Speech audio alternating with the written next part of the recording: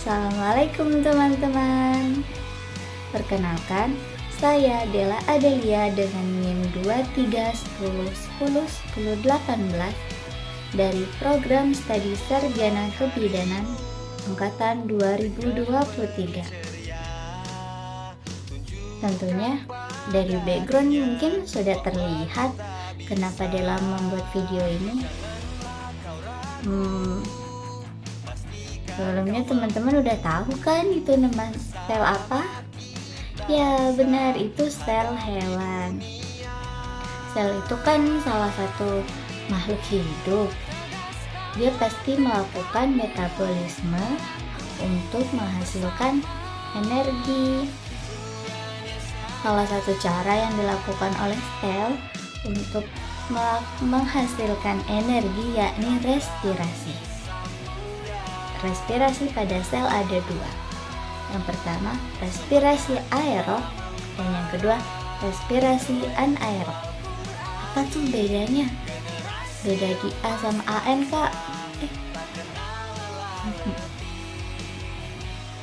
Tentunya bukan hanya beda di huruf ya, teman-teman. Jadi, respirasi aerob terjadi di sitoplasma dan mitokondria. Pada prosesnya membutuhkan oksigen. Yang kedua, respirasi anaerob terjadi di sitoplasma. Pada prosesnya tidak membutuhkan oksigen. Ayo tebak, ini apa? Jadi, ini tuh 4 tahapan proses dari respirasi aerob. Yang pertama, glikolisis yang menghasilkan 2 asam pirufat, 2 ATP, dan 2 NADH. Terus yang kedua, dekarboksilasi oksidatif. Terus tempatnya di matriks mitokondria yang dihasilkan kita paling kanan, kiri ding. Kalau dari teman-teman itu arah kanan, tapi kalau dari Della itu arah kiri. Terus yang ketiga, siklus Krebs, dan yang terakhir fosforilasi oksidatif. Kira-kira pada video ini kita mau bahas yang mana ya dari keempat tahap itu? Karena Nabi Muhammad SAW sukanya angka ganjil, jadi kita pilih yang ketiga ya, yaitu siklus Krebs.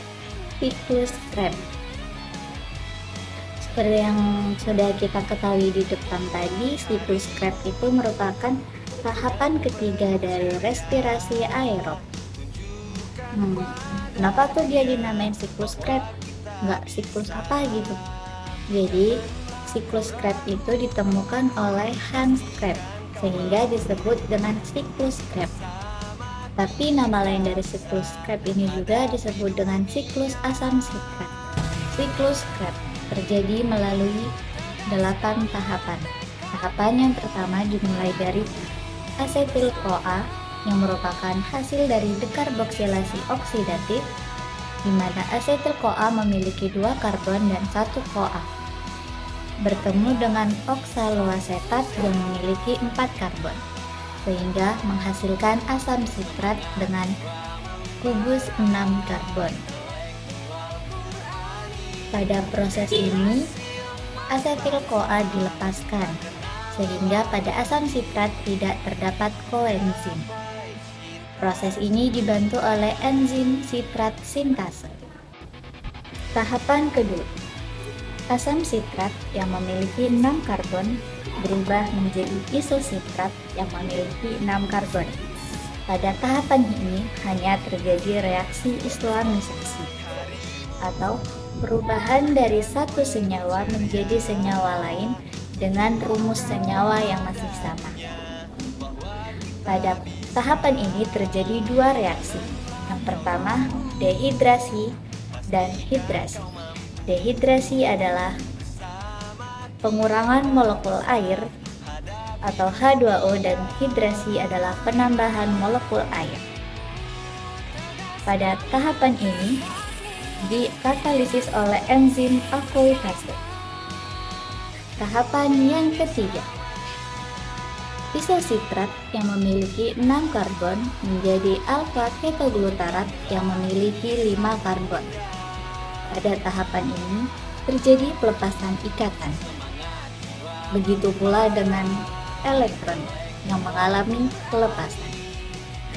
Elektron yang mengalami pelepasan akan ditangkap oleh NAD+ menjadi NADPH. Selain terjadi pelepasan ikatan, pada tahapan ini juga terjadi dekarboksilasi atau pengurangan karbon.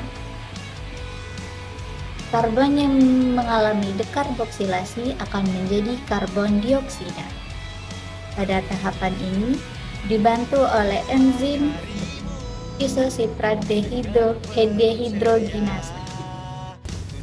Tahapan yang keempat, alfa ketoglutarat yang memiliki 5 karbon menjadi suksinil-CoA yang memiliki 4 karbon dan 1 CoA.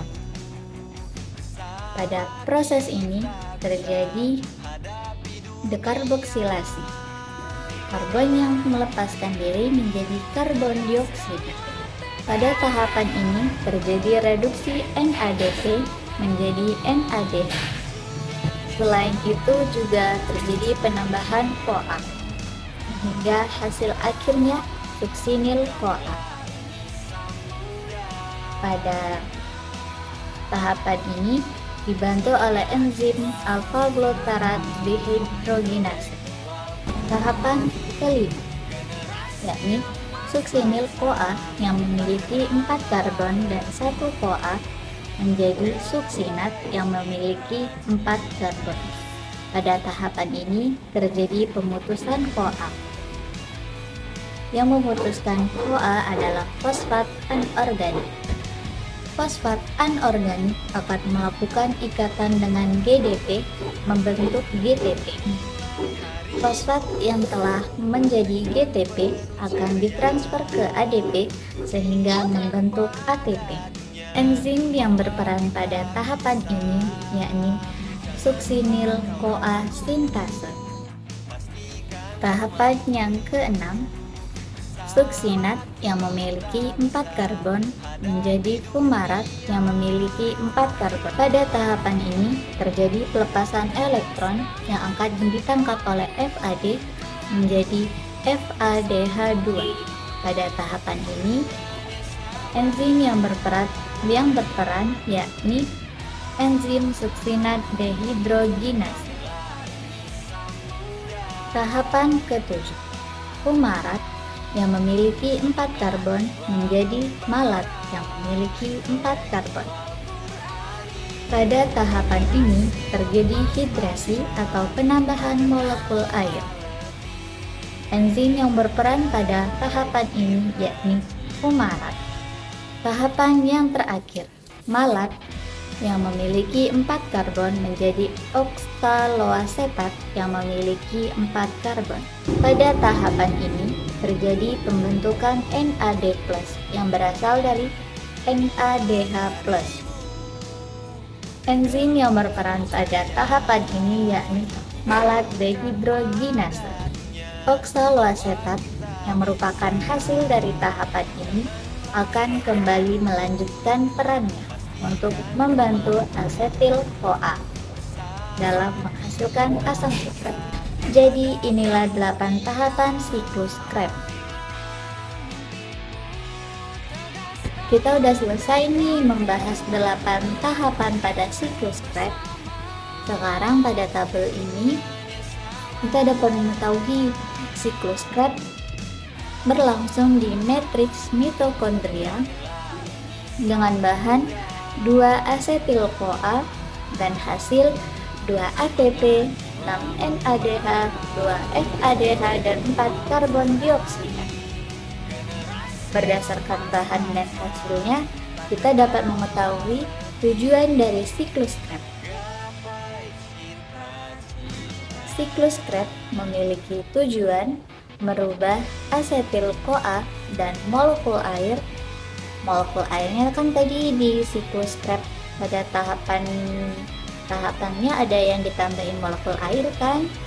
Jadi merubah asetil-CoA dan molekul air menjadi karbon dioksida, serta siklus Krebs pada respirasi aerob menghasilkan energi tinggi berupa NADH, ATP, dan FADH. Lalu, apa nih peran siklus Krebs? Kan jadi kalau tujuannya untuk menghasilkan ATP, NADH, FADH, dan juga karbon dioksida. Kalau perannya, siklus Krebs berperan sebagai penanggung jawab ketersediaan ATP atau adenosin trifosfat di dalam tubuh yang memiliki peranan pada perkembangan jaringan tubuh. Sekarang saatnya ke pembahasan yang terakhir, yakni siklus Krebs digunakan untuk apa? Siklus Krebs digunakan untuk menyuplai dan memasok ketersediaan prekursor dalam pemenuhan keperluan proses asam nukleat dan proses sintesis protein secara sistematik. Lalu, untuk mengontrol, menyusun, dan mengatur dengan baik beberapa massa energi dan beberapa jumlah zat yang terlalu banyak yang digunakan pada saat proses sintesis asam lemak. Yang ketiga, untuk membantu, mengatur, dan mengendalikan sistem enzim molekul, senyawa-senyawa, dan seluruh komponen yang ada pada siklus tersebut. Yang keempat, untuk memproduksi karbon dioksida dengan proses oksidasi glukosa dengan jumlah yang relatif besar. Yang kelima, untuk memproduksi beberapa koenzim yang dapat mengatur dan menjalankan sistem pernapasan yang berkaitan dengan ketersediaan ATP. Dan yang terakhir, untuk hasil maksimal dari oksidasi karbohidrat, lipid, dan zat protein yang nantinya akan dimetabolismekan agar dapat berubah menjadi asam asetil-CoA. Sekian pembahasan tentang siklus Krebs. Saya akhiri. Wassalamualaikum warahmatullahi wabarakatuh. Bye.